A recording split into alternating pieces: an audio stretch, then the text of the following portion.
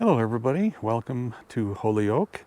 Today is May 3rd of 2023 and it is a balmy 63 degrees here. Not the best day as far as sunshine goes, but it's not really why I chose this day to be out here.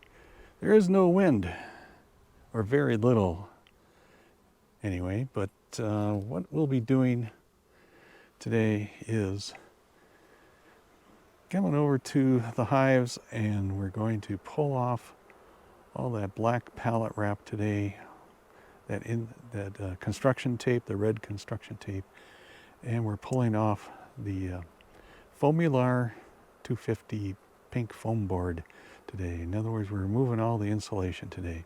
Took a look at the forecast for the next 10 days, and we're going to be throughout this week just a hair below normal, and by the end of the 10-day forecast we'll be up at the normals for this time of year. So lows dipping down into the mid 30s, highs up into the 50s and low 60s.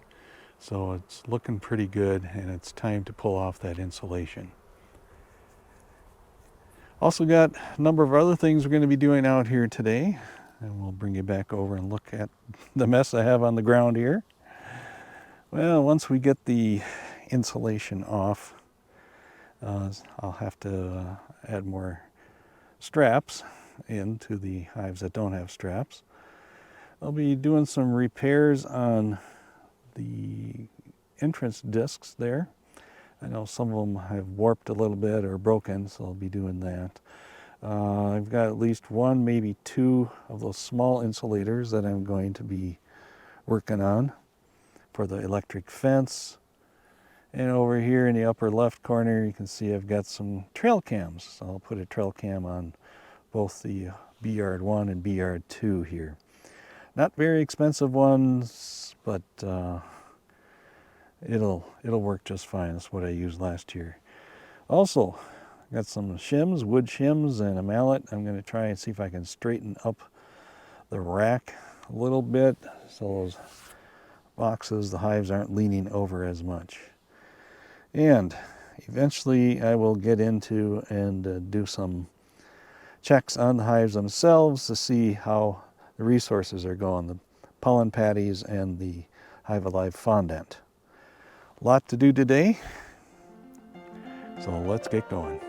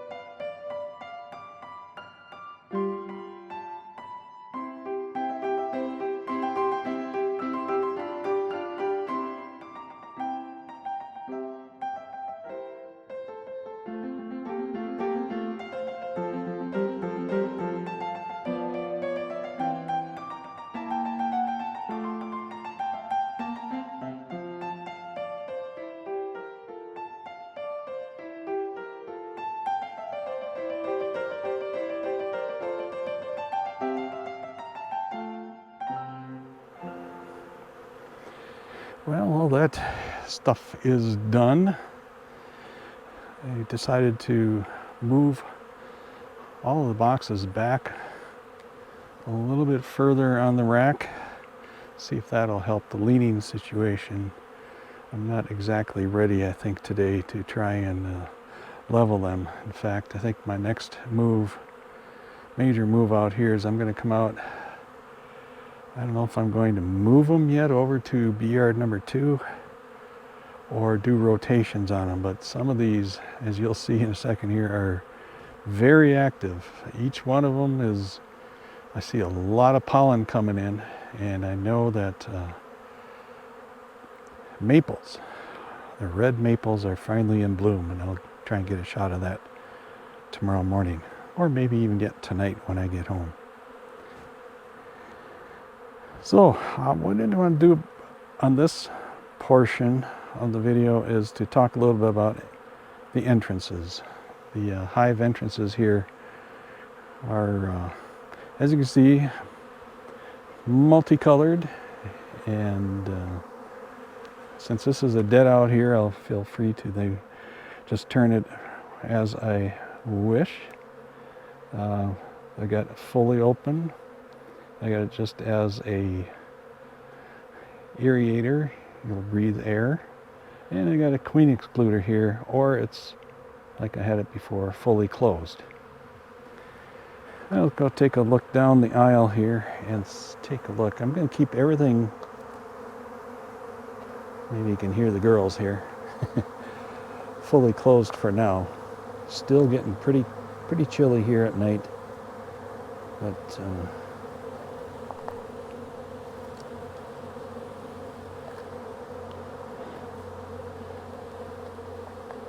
we are doing really good.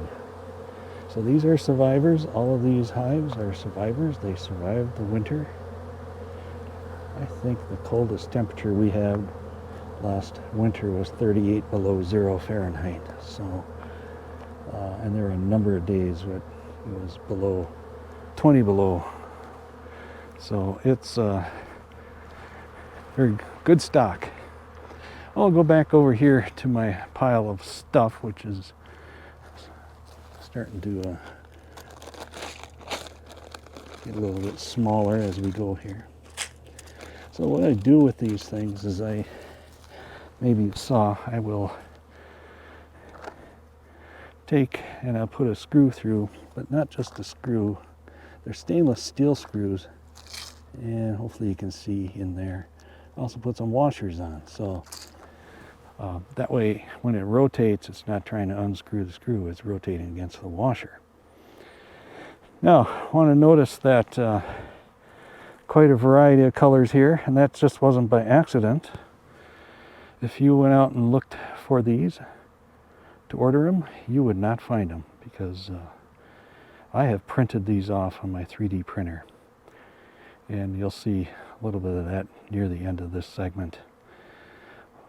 But I had bought many different types of entrance discs. They were big round ones, probably about 5 inches, some this size, some about 4.5 inches, and I was never satisfied with any one I got out of any of the stores. So finally decided I'm going to make my own. So I did, and here you go. Went out, designed it. It's kind of fashioned after a metal one I found out there. Now the metal stainless, I'm not even sure this is stainless steel, because I had one on somewhere and it started rusting, so it's a poor stainless steel if anything. But what I did like about this, it had the fully open, the air vent, and then the queen excluder, but then this tab here that you hold on to, it has a hole in it. So if you pull that over, it really wasn't a full stop of air. So redesigned it, and my tab, of course, doesn't go all the way through. You can maybe see that on the 3D view here, the side view. It just comes out as a bump. So I got to remember, sorry, I get it too close and I'll start getting out of focus. My apologies. Anyway, there you go. That's what I did. I did not really see anything here that needed replacing. Sometimes they'll warp a little bit, and they will also, as I put the screw in, they'll crush a little bit, and I have to replace them that way. So perhaps a little re-engineering is in order for that. These are made out of what is known in the 3D printing industry as PLA. That's polylactic acid. It's actually a green material. It comes from plants, and they will not last forever. In fact, I'm surprised they've lasted this long. So all of these out here have been out here for I'll say a full year. They've been outside for a full year, and they look pretty good. Some of the color has not been retained, especially on the reds and oranges, but I guess that's to be expected. So we're not going to do any repairs as far as entrance discs go today, because everything looked good here. And let's go take a look at that video.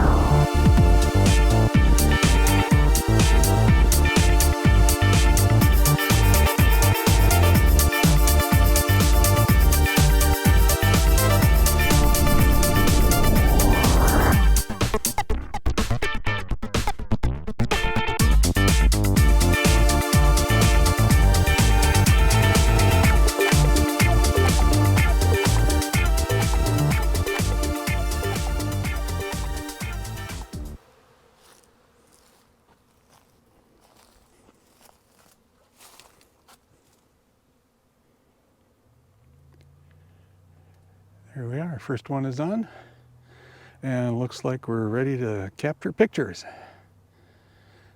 Check the alignment, everything's in within field of view. I'll go put on the other one.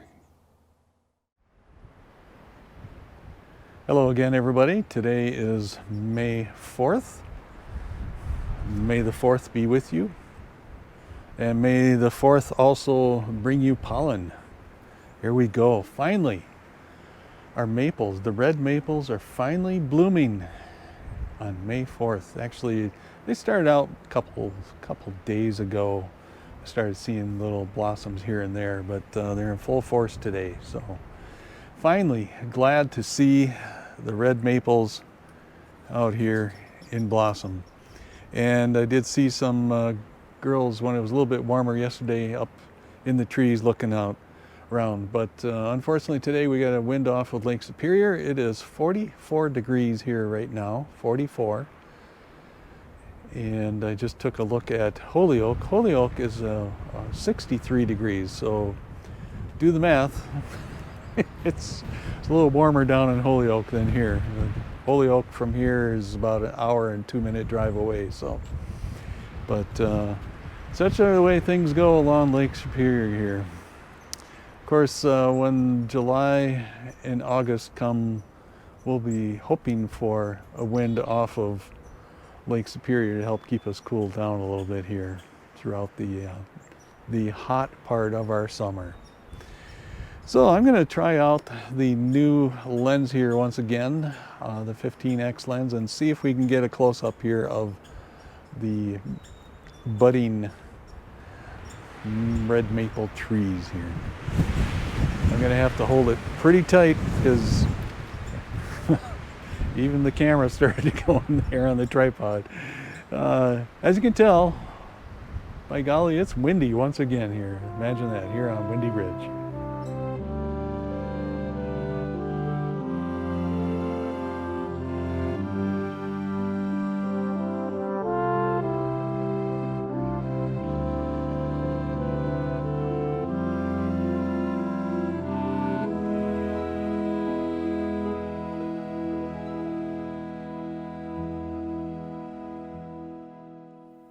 Thank you for watching this episode from Windy Ridge Apiaries. Don't forget to like, subscribe, and ring the bell for notifications on any newly posted videos. And at your discretion, please leave a comment below. And until next time, do a good day.